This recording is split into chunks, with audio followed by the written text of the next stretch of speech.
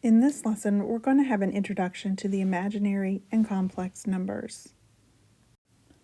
You have learned that some quadratic equations have no real solutions. For example, the quadratic equation x squared plus 1 equal to 0 has no real solution because there is no real number x that can be squared to produce negative 1. If I were to try to solve x squared equal to negative 1, I could not take the square root of both sides and come up with a value that could be multiplied times itself and equal negative 1.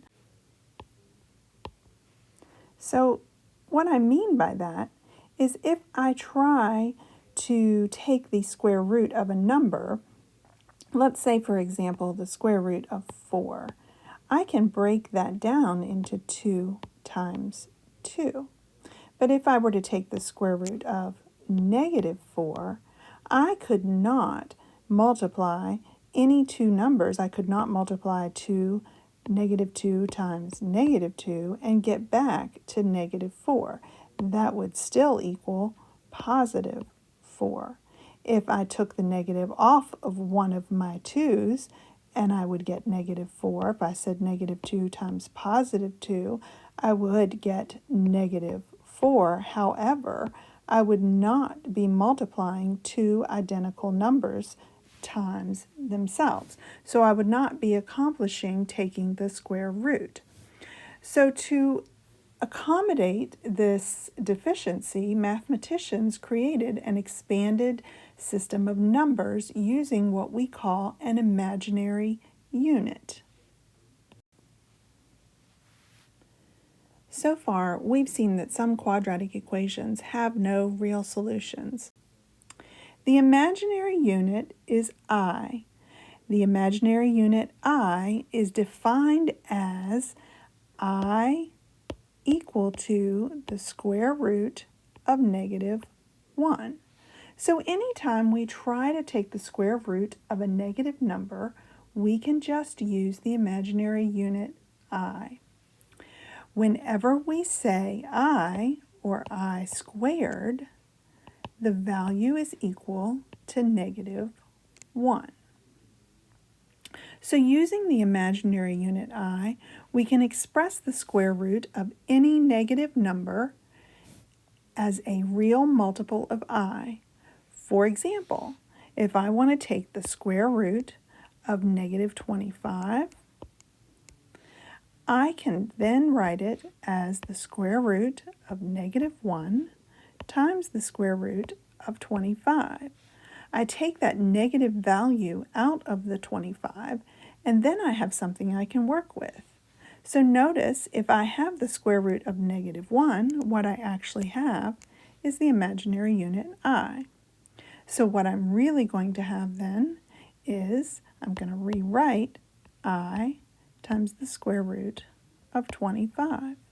So now I have something I can work with, and I can take the square root of 25, so I have 5i. This brings us to the complex number system. The set of real numbers is a subset of the set of complex numbers, which is the combination of real numbers and imaginary numbers. So the complex number system is a new system of numbers based on adding multiples of I to real numbers.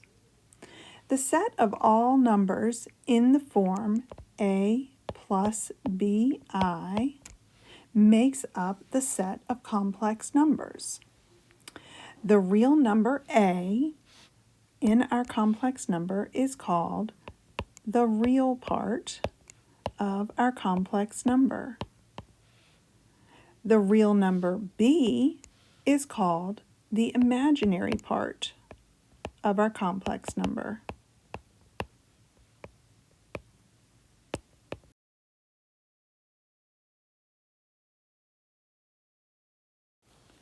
When we work with complex numbers, we should always remember to write them in standard form. The standard form of a complex number is always in the form a plus bi. for example, if I had the complex number 6i minus 4, this would not be considered standard form. We would need to rewrite that so that it was in the form a plus bi. So I would want to rearrange that to read negative 4 plus 6i in order to be considered standard form. In the example, let's say 6 plus 2 square root 3i. This would not be considered standard form. When we have a radical, we do not want the I under the radical. We want to bring the I out of the radical in order to be considered standard form. So we would write that 6 plus 2i square root 3. And as we move forward, we're going to look at how to work with radicals and imaginary numbers. This would be considered standard form. This would not be considered standard form. In each of these complex numbers, the negative 4 is considered the real part. This is your real part. And here is your imaginary part, right here. This is your imaginary. And here is your real. And here is your imaginary.